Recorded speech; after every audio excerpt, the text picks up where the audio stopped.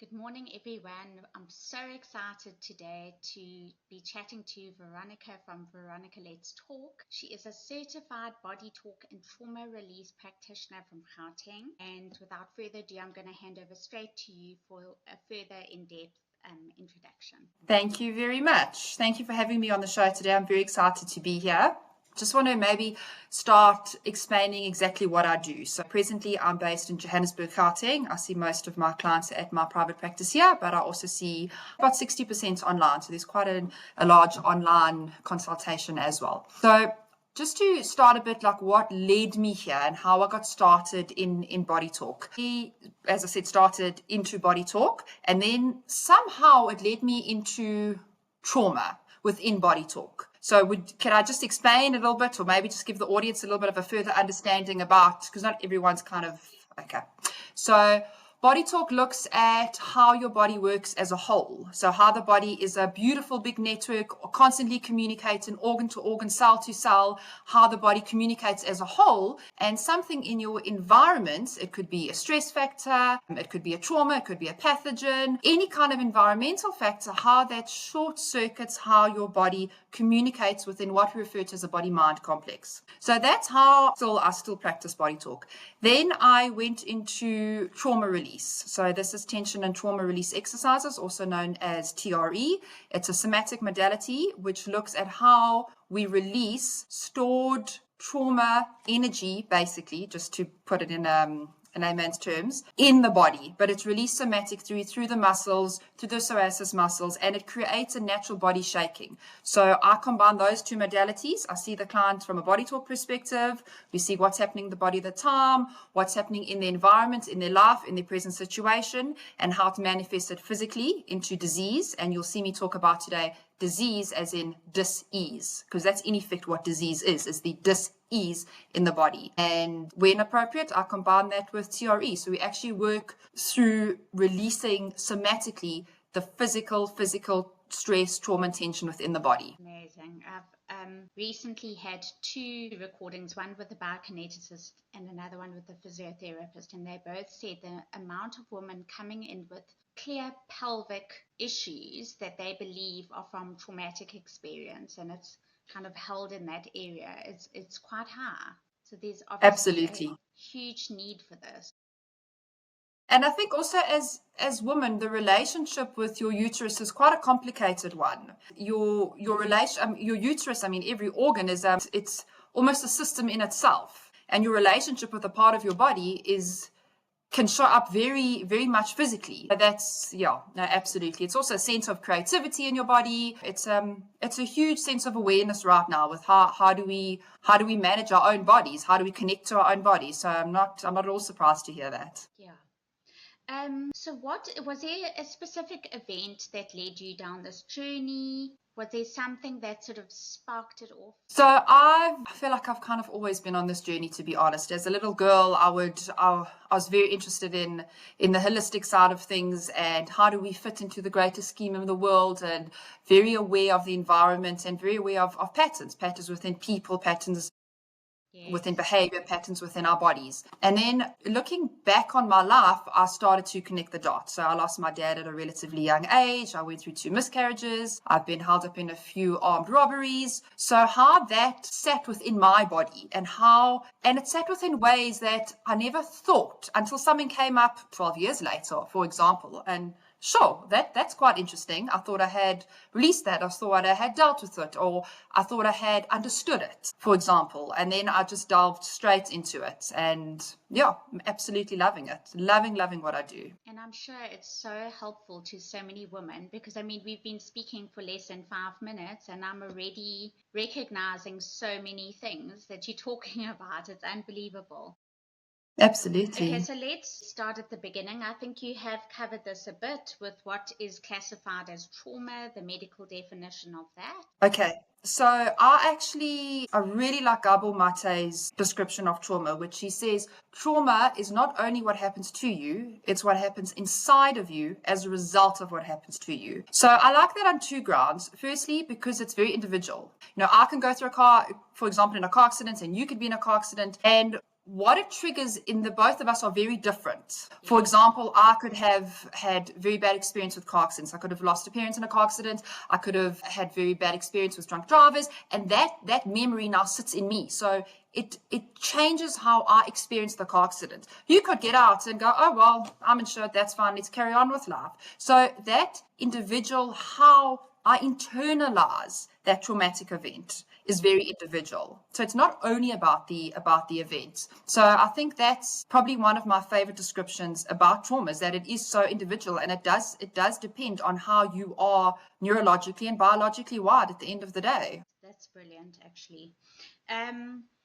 Okay, can you explain to us how trauma can cause inflammation in the body? So inflammation, if we look at the definition of inflammation, it's a normal bodily response or reaction to a foreign or potentially harmful stimuli. So that could be, for example, a pathogen, bacteria, virus, or something. Maybe you stand on a rusty nail or you cut yourself and your body rushes to its defense. So when I say a normal bodily reaction, you have a fever, the area inflames, you have white blood cells. So it basically, what your body does, it creates an environment in which the body can heal itself. So let's go back to the definition now. A normal bodily response in reaction to potentially harmful or foreign stimuli. That reaction or that environment does not have to be only physical. It can be emotional, it can be work-related, relationship-related, and anytime you feel threatened, your body generally inflames. It's a self-protective mechanism. The body doesn't always, it knows the difference between physical, emotional, and mental, but the reaction is always physical because you are physical. You're harboring everything in your physical body.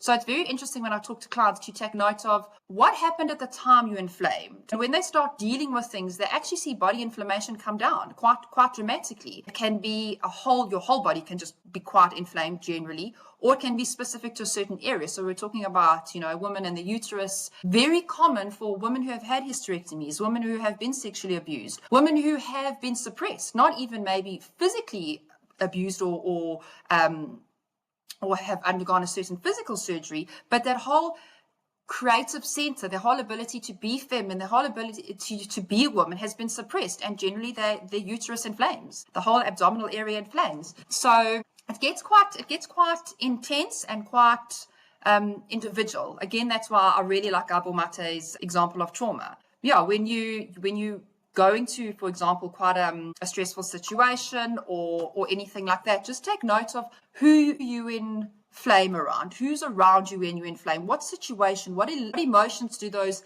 elicit in you, because that inflammation is communication. It's communication that you don't feel safe somewhere. So, yeah, I hope that answers your question. If there's anything else I can expand on, just let me know. I was actually wondering now while you were talking, how do you know that it's happening? What are the signs that you are actually getting inflamed? Your body temperature feels quite hot. So you feel quite hot and quite almost sticky, if I can say that. You actually flush quite a bit. Your not only physically you feel hot, but you can see it in your skin. And a lot of women see it in their jewelry. Funny enough, their rings. So when we've dealt with things, inflammation in the fingers come down quite substantially. And I haven't been able to wear this ring in a while, or it's your body's less painful to touch as well. But a very interesting sign, what I find with a lot of clients women clients are their rings, because the inflammation in the whole body's come down and they can start putting their rings on again. It's quite an interesting view on it, but that's quite common. But you feel tight, you feel larger in your clothes. Whereas normally a pair of pants, for example, will fit you fine. Now you're going on a holiday and it's a very stressful situation and you've got everything that, may be going on with people you don't like, or to a place that triggers you, or any kind of situation like that. And you feel puffy. It's quite, and women generally, women don't like that. It's from like a physical perspective, but there's a lot more to that than just, the emotional side is large. Okay. Can we unpack the concept of the lymphatic system holding memory? How does this work and how can we release it? So the lymphatic system is part of your immune system. So what it basically does, it takes our toxins. So if we look at the basic maths, you've got toxins in from your environment. What is in what contributes to that environment and what contributes to taking it is a whole different debate. But for basic maths, toxins in, you've got your immune system, lymphatic system, filters it all out, toxins out. Two problems come in. Firstly, when the toxic overload is higher than what the body can deal with. Secondly, when your lymphatic system is not working optimally. You see, it's quite a buzzword right now, and rightfully so, is immunology, like picking up, focusing on your immune system, getting your immune system. That's basically cleaning out your lymphatic system so your body can excrete. So if we look back on the emotional side of it, toxins going into your body, what you absorb in your body that needs to be cleaned out from your lymphatic system is not only physical. Again, it's emotional. It's called emotional debris. So your lymphatic system works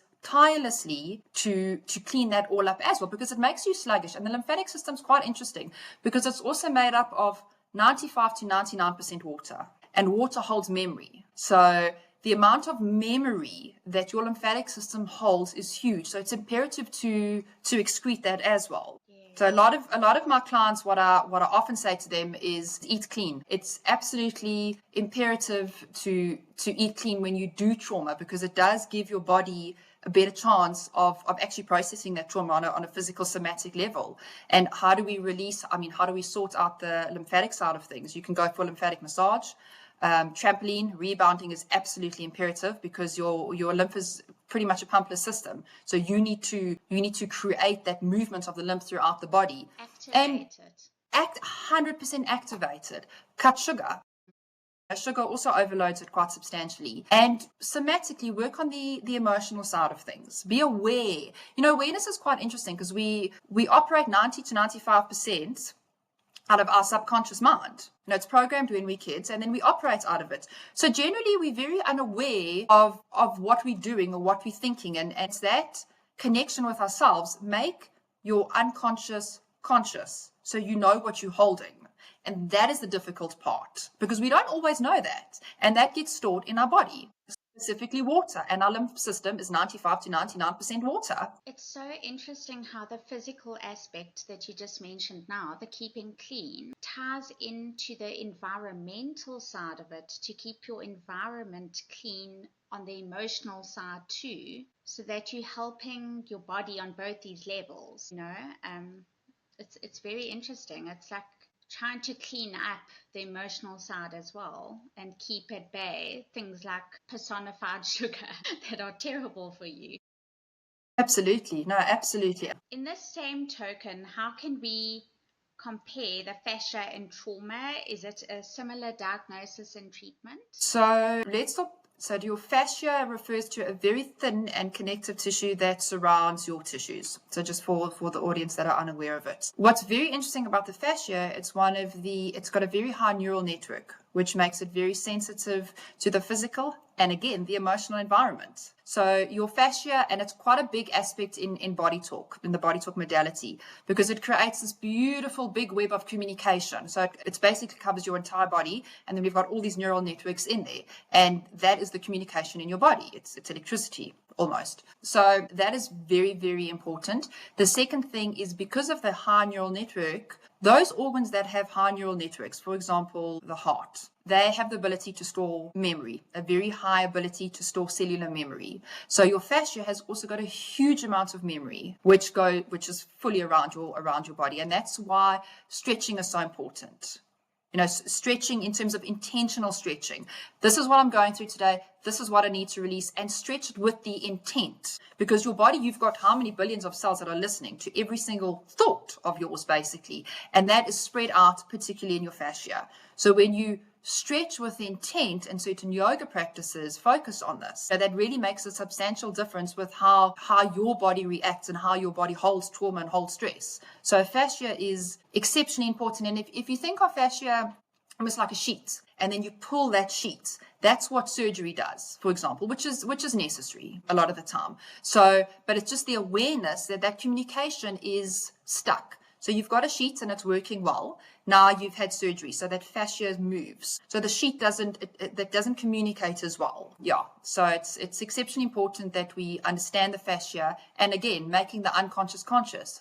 Just the awareness that I didn't realize my fascia was affected like that. How do I work with my body, not against my body, to help me heal? That's one of the biggest things is, as particularly women, I'm working against my body. My body doesn't work. My body doesn't do that.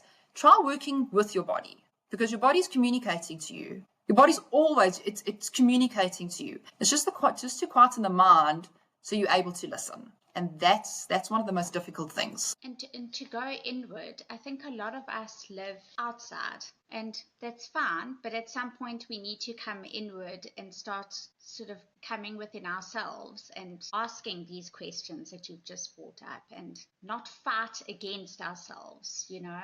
Absolutely. Sort of a bit of a tug of war when it doesn't have to be like that. Okay, so let's take a break a bit from all the learning and chat wellness and wellness strategies, fastest of everyone. So tell us about some of your favorite and personal self-care rituals. So stretching is one of my absolute favorites. So I've kind of discussed that. So stretching is imperative. I think especially as women get older, you need to keep their joints mobile, that kind of stuff. Grounding is one of the most underrated ways to reduce inflammation, because the earth has got so many electrons in it that neutralizes free radicals in your body. I mean, it's absolutely phenomenal what grounding can do. As I said, I live in Johannesburg, so unfortunately, I don't live by the sea, but water and salt have a great mix because they create quite a strong electrical conduit. So those electrons that you can, if you walk on the seaside or you walk on the beach barefoot, those electrons you can pick up from the earth and from the sea, and it's been science is actually starting to prove it quite substantially now, that you can neutralize free radicals and reduce inflammation. So to everyone who lives by the sea, take your shoes off and go and walk. It is, and people, you feel it. I feel so much better when I had a walk on the sea. People are drawn to it. I just want to go sit by the sea. True. Without actually knowing why. And you just feel better, but that's basically why. I think it's so telling. I mean, when I was younger, when I was small, I always used to love to be barefoot. And it was only when I was much older did I realize that I was actually trying, because I'm a very high anxiety person, I was trying to self-soothe in a natural. I didn't even realize it. But I think, and what about walking on grass? I mean, if you don't have a beach close by, that's exactly what I do. Walk on the grass, and that early sunlight is also so healing and so beneficial from a vitamin D perspective, from a hormone balancing perspective. That early sunlight is phenomenal. Salt baths also very important. Again, program the water. You can have a bath. Water is programmable. And I think one of the biggest things that people miss is people. People are healing. If your nervous system is in a state of hypervigilance or distress, or which, if we look at the world right now, is very common. But when you look at a nervous system that is not in flow or is a bit stressed out, the best way to get that nervous system calm again is through being around other calm nervous systems. Because your nervous systems are constantly communicating. It's like, we can go into this topic for like a whole 2 hours, but just to give just a bit of an example, that's why people heal through people. People heal in relationships, when people feel heard, when people feel understood. That's your nervous system. That's a nervous system almost reset. So if you've been in a very abusive relationship, you've just come out of a very abusive marriage, you're obviously going to be hesitant to get into another relationship. You're obviously going to pull back and pull walls up, or I don't want people to see me. I don't want to be vulnerable. Vulnerability is so brave. It is so unbelievably brave. And that is one of the reasons, vulnerability leaves one feeling seen and open. Yes. But that is what is almost required to heal in a different way. I mean, it's very in depth, but for me, people and that connectivity, and have someone hold space for you. And it's not only about when you're sad, it's also about when you're happy, also about when you succeed in life. Lots of people can be there for you when you're sad, but there are less people that are going to hold you up when you're moving forward. And so that kind of, yes, exactly. Connectivity is absolutely huge for me. It is one of the most, and we see it. I mean, isolation is one of the worst things that you can go through. That prison camps, they're in isolation. It's literally one of the absolutely worst tortures one can go through is isolation, because it really does make you sick.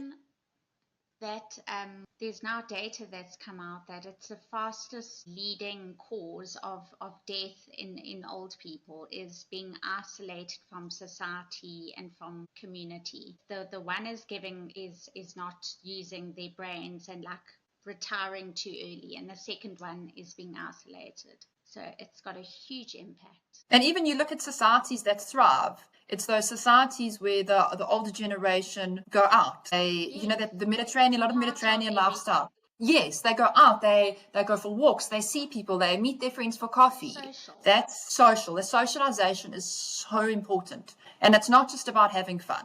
That is obviously very important because that also keeps you young. But it's that connectivity of being part of something. That's very important.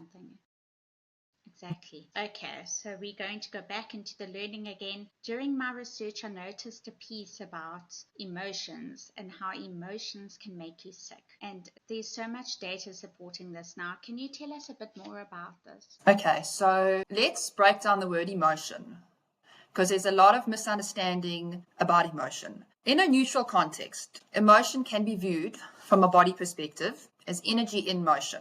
That's it. Okay, it's energy in motion. When that energy is not in motion, it's going to sit. So we have a physical body, then we have a mental and an emotional body. Okay, we'll go as far as that today. Somebody dies, you're going to grieve. You have to grieve. Grief is very, very important. If you don't, and you're okay, and you're okay, and you're okay, that grief is going to sit there. And it's something called a drop-down system. It will then drop down vibration-wise into the body and manifest. So what it does, for example, if we look at Dr. David Hawkins' map of consciousness, he's put an energetic log to certain emotions. And guilt lies at 20, which is quite low. For example, acceptance is 350 and shame is 20. Now, shame is one of the most destructive emotions. It's one of the most destructive emotions that you can harbor is shame. It comes out in the body, it comes out in behavior, it comes out in the nervous system, it comes out in reactions. So each emotion has got a certain energetic log. If it is not dealt with, it will drop down frequency-wise, sit in the physical body and manifest. So that then slows the vibration of all the cells around where it's dropped down. And your cells need to be high vibration, they need to be full of life, they need to be full of energy, they need to flow, they need to be able to have a high cellular turnover on a physical perspective. So if there's a certain energy in motion that is not in motion, that's dropped down into the physical, it will basically eat the tissue around it. Just one example of how it can manifest physically. So it's very important. And even the bad emotions are not bad. If you're somebody like anger, don't be angry. No, see how you're going to channel your anger. So it's not, we have anger. There's a reason we've got anger. Somebody's overstepped a boundary. Be angry. That's fine. But don't be reactive.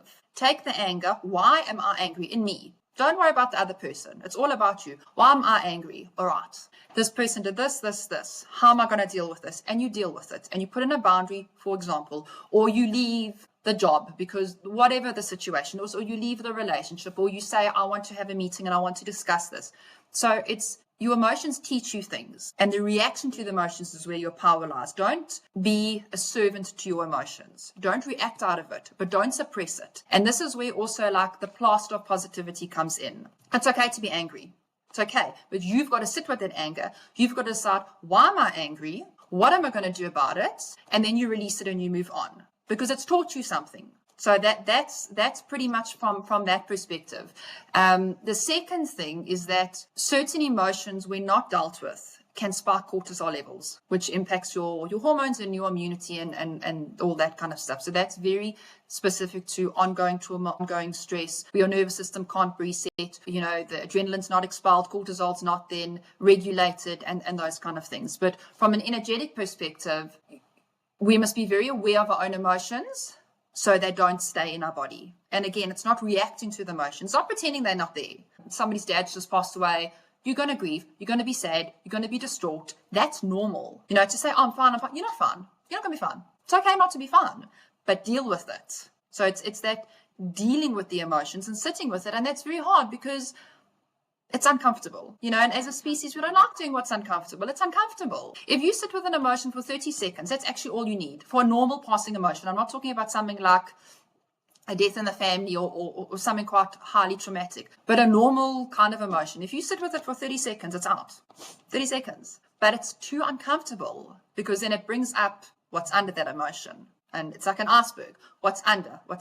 Anger. What is anger? Okay, what's under? I feel disrespected. Why do you feel disrespected? Because I feel like I'm not heard. And then you go deeper and deeper. So it's what's under that people avoid. And that's the making the unconscious conscious. So you can move forward and your body's lighter and your cells are lighter and you're more vibrant and you're more aware of yourself, because that's ultimately what it's about. It all comes back to you. It's so true. It's just a healthy practice, because you have to practice doing what you're talking about to make it the new habit of learning to live with your emotions and learning from them, like you said, and not just letting them disrupt, or create Absolutely. more problems.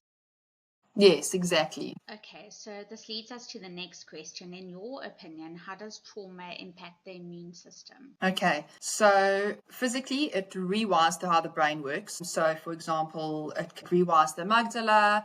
There's a whole variety of physical aspects that may lead to anxiety, PTSD, and all those kind of things. Then the space I work in is more on the somatic side. So trauma keeps your body in survival mode. So it keeps you hypervigilant. So the nervous system we were talking about, that's got all those beautiful neural networks. That's a big network of communication within your body. It's always hypervigilant. It's always scanning. So your nervous system is, one of its primary jobs is to scan the environment. So you walk into a room and you feel something's a bit off here. That's your nervous system picking up the environment. Listen to it. And that's going back to the discussion we had about having a clean body, because it's easier to listen to it if your gut is clean, if you're not dealing with, your body's not dealing with sugar spikes, all those kind of things. It's easier for you to connect to yourself if your physical body is clean and working. So that's why I'm such an advocate of cleaning your lymphatic system, making sure your gut's working, having mineralized filtered water, because it really does help you connect to you and therefore release, the layers of trauma somatically as well. So when we look at the somatic side, we look at how it manifests physically in each body. And this is quite individual again, because how your body absorbs trauma and how my body absorbs trauma are totally different. What you inherited in your DNA, what I inherited in my DNA, are also totally different. So that expression of trauma via physical symptoms, again, is communication to you. It's communication to what is going on in my body, what is it trying to teach me, what is my underlying belief system that's allowing it to stay there, because that's one of the biggest things. Because I can talk to you in Italian. You don't know what I'm saying. I can say the most worst things about you. You may not understand it. So your body's not going to absorb it. I can talk to someone else and they may understand that their body absorbs it. So it's also that control factor about what are my belief systems? What have I absorbed from my environments? Now growing up in the workplace, in relationships, in societal settings, in societal expectations. So it's also quite a big thing, and how that manifests physically, because that is where it comes to your immune system. Because when trauma sits in the body short circuits and then it doesn't operate optimally. So the communication doesn't work between certain body parts, or you have certain belief systems that drive certain behaviors of yours. And it's very, very, very detailed. And again, specific to each individual. Yeah. So interesting. Okay, this is quite a big one.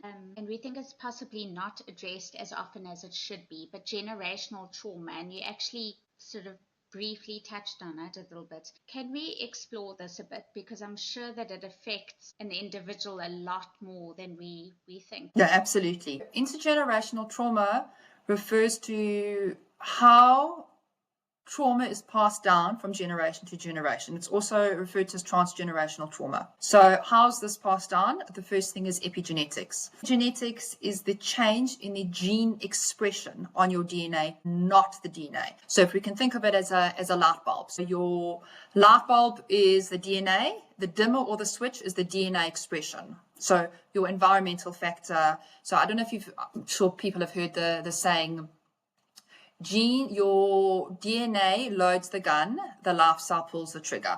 And that is to the T, even with trauma. So you inherit certain epigenetics. So, for example, trauma is something that someone's been through. You may not have been through that event, but that DNA is passed down genetically through the sperm and the egg to you. You hold the memory of it. Whether you choose to express it or not is up to you. It's up to the situation you're in. It's up to you as an individual and how you react to things. Now, we can talk about this from a food perspective, like lifestyle and food and clean eating and all that, or we can talk about it from an emotional perspective. So I generally obviously deal with the emotional side. So there've been studies about chemical tags with Holocaust survivors. 2 generations later, they are more sensitive to the epigenetic mark that's cortisol levels. Even though they never experienced the trauma, the effect of that trauma lies on their DNA. But the lifestyle and the environment and how they grew up affects whether that gene is switched on and off. So again, that's the dimmer or the lifestyle or the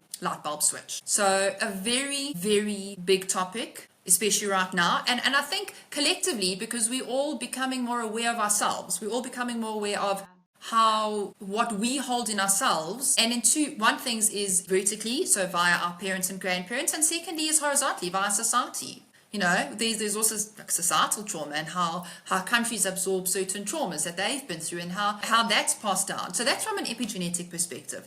Then the other perspective is behaviorally. How's it passed down behavior-wise? So you grow up looking at how people deal with situations. You're looking at the lifestyle, food choices. Is a family active? Are they not active? Do they look after how they eat? How do they deal with stress? Those kind of things are passed down. So when it talks about DNA is passed down, the first is via epigenetics, which is exceptionally interesting. And I think in the last 10 years, the research has kind of blown up, phenomenally so. It's just so you have an awareness of what you hold in you. You have the power to decide how you're going to deal with it. So we're not going into victim consciousness where I'm a product. No. You're an adult. If you post 25, 23, your brain's fully developed, you're responsible for yourself. So it's what have I inherited, which is you could go back 6, 7 generations. So it's not to blame anyone. It's just the nature of how DNA works. But the awareness of, all right, this is a bit more of a trigger for me than it is for you because I come from a bit of a genetic background. How am I going to deal with this as opposed to you? And to make those choices. And that again comes back to trauma, because what trauma does, it takes away your ability, it renders you helpless. So you're in a situation where you can't get out of. And that's again, Dr. Gabor talks about that quite substantially, is that it's not what happens to you, it's a result of what happens inside of you. So when you're in an abusive situation or traumatic situation, you can't get out, otherwise you would. So how does that render you powerless or helpless in that situation where you can't actually get out? So that feeling of helplessness and powerless is passed down generation. So when you feel helpless or powerless, your DNA almost has a blueprint of how to deal with this. Someone comes 3 generations back and they went through First World War, whatever the story is, and there was a huge amount of powerlessness and helplessness and situations. That situation comes up in your life again. Not to the same degree, maybe not, but it's a situation. The feeling of powerless comes up again. So now you've got a match between the situations and the feeling. Genetically, your body goes, I know how to do this, I'm going to hit the booze. Or I know how to do this, I'm going to do this. Where it can be healthy or it cannot be healthy. But your genes have an answer. Doesn't mean you have to. And that's also a very positive thing, especially for parents. And we've heard a lot about cycle breaking now. It's quite a big thing, a cycle breaking. And that's one of the aspects it refers to. Is like, I'm not going to do this the same way if you came from an abusive set of parents, you know, or if you came from a poverty consciousness where you weren't given the opportunity to go to matric or those kind of things. It's that, how am I going to change things? And that is why it is such an exciting time to be alive, because there's so much awareness out there. So whatever you want, if you're dealing with something where you just like, I want to eat healthier, or you're dealing with a whole line of highly abusive family members going 10 generations back, for example, whatever it is, there is so much available now that you can shift the script and you can flip it, actually. So, in the same token, how trauma is passed down, you know, there's polar duality. So the opposite is also true. You can flip it and pass down a good relationship with money, a good understanding of yourself, healthy self-esteem. Those things are also passed down. So, but it's just the awareness of how to change the script. You know, because some people do inherit a bit of a victim mentality or superiority complex, which can be, I mean, DNA, epigenetic passed down, or it can be behavioral. It can be taught. Yes.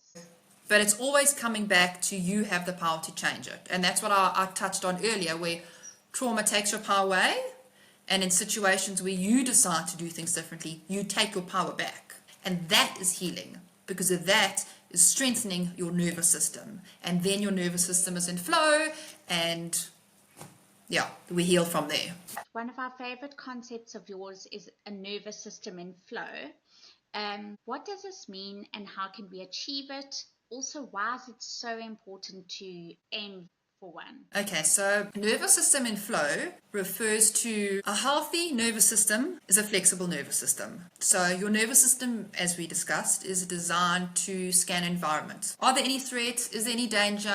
Okay, there's a potential danger. I'm out of here, kind of thing. So when you go through something, okay, you're driving on a highway, for example, and then a car swoops past you and you nearly have a huge accident. You're going to respond through quite a bit of stress. There's going to be a cortisol spike, there's going to be adrenaline spike, you're going to tense up a bit. But then as you get out the dangerous situation, your nervous system resets. It goes back to rest and digest, the parasympathetic state. So that ability to switch between the two is flexible, and that is healthy. When it's not in flow, it's when it's in a constant state of hypervigilance or it's shut down. So from that will flow, for example, let's talk hypervigilance. Constantly scanning, seeing dangerous situations that are not there. That is the first thing. So being constantly, oh, this could be a dangerous situation, or you've, for example, been abused by someone who's got a red cap.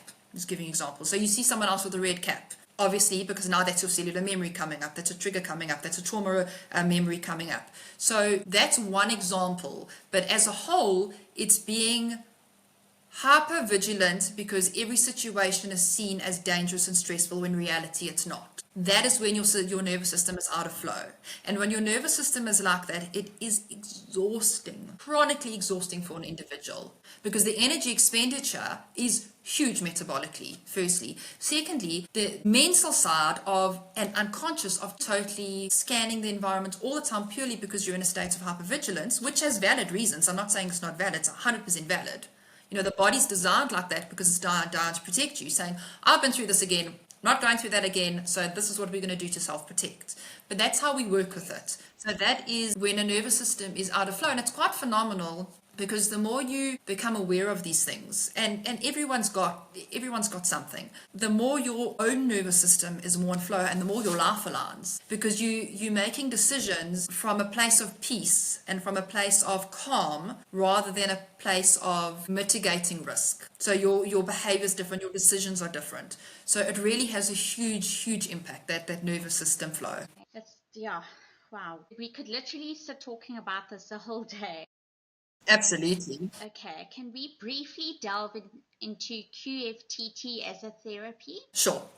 So that's QFTT is short for quantum field talk therapy. So what happens is, how it started is in my practice, I'd seen quite a few clients who they got stuck on a person. So we would do the whole body talk, we'd do the CRE. I mean, this was even before. And there was always someone that they wish they could talk to, or they wanted to say something to, but they couldn't. Either they're deceased, they've tried, they don't listen, or they actually don't want to. For example, a narcissistic partner or whatever the story is, narcissistic boss, or they just don't want to, which is also okay because we must respect people's boundaries as well. So we sat with this for a while, and what I found is when you firstly, there's an energy. So when you talk to someone, normally talking to someone, there's a certain energy that comes out. So you have an argument with someone, you're harboring things, you talk to them, that is healing in itself because that energy and those emotions that you held inward are now out. So they are out your body. So that's the first thing.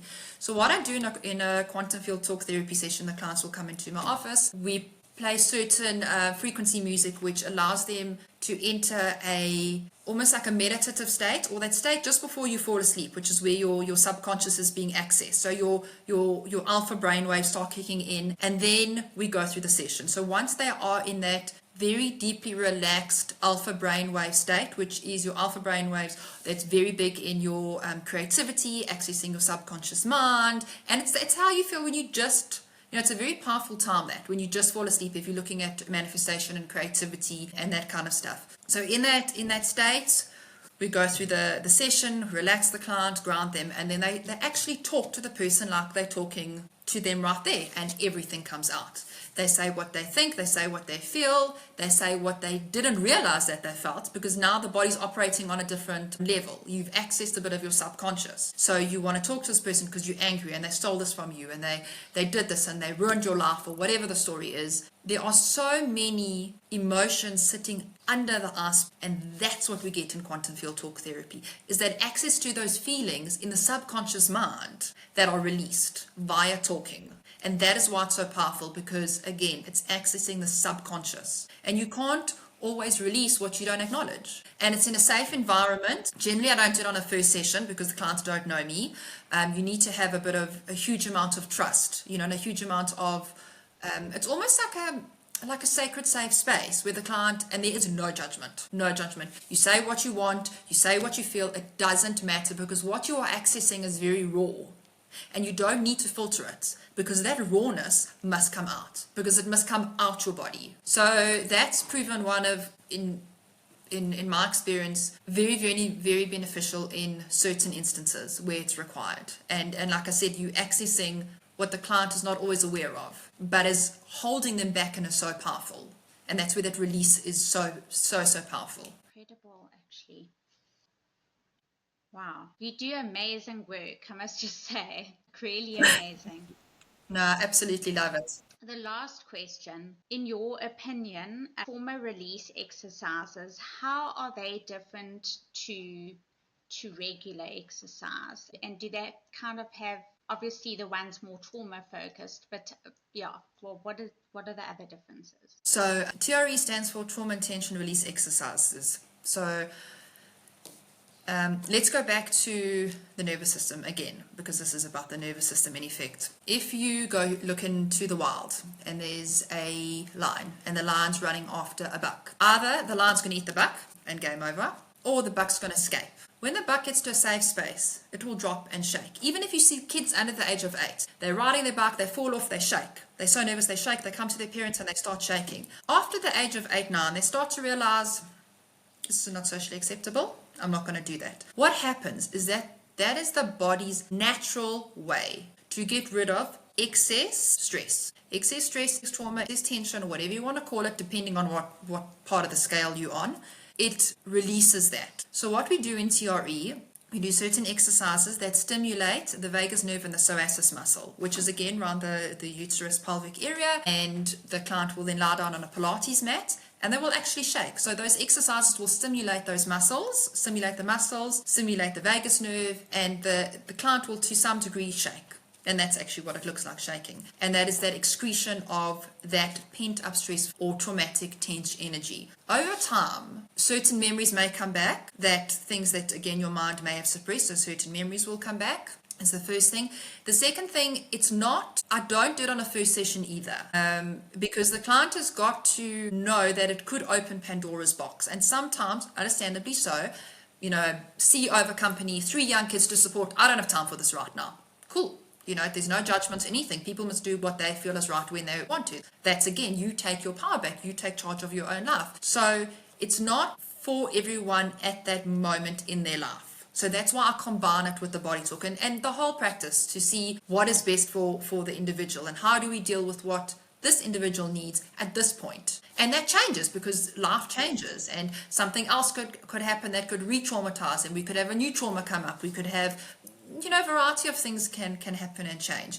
But that is basically what it is. It's very different to normal exercises in that it's specific to stimulate trauma and tension, how to store in the body and how to release it. I mean, I've seen clients and personally experienced stretching that you would never think that your body's able to do, purely because its innate wisdom takes over. So your body knows what it needs to do. You don't actually need to tell it. And that's pretty much in all of the holistic modalities, not just body talk, TRE, quantum field. The body knows what it needs to do. It's phenomenally intelligent. It just needs the right environment, and to give it that right environment, and then just to understand it more so you can connect to your own body. And that's also one of the biggest things, is knowing yourself, because then you know how to move through life. You're also a lot more difficult to manipulate if you know yourself. You know what you want when you know yourself. And it's in a humble, humbles can go both ways, but it's in peace and power. That kind of how you move through life, that's fine, not for me, I'm going to carry on. So it's that inflow. Know when to stand up, know when to, So, that's the difference. Anyway, that was going back. I mean, I use it, I've got physical back pain, and I use it for my physical back pain. And it really loosens the muscles, it really helps the nervous system. So, I'm a big fan of it. But it has to be under the right circumstances, at the right time, Yes. with the right person.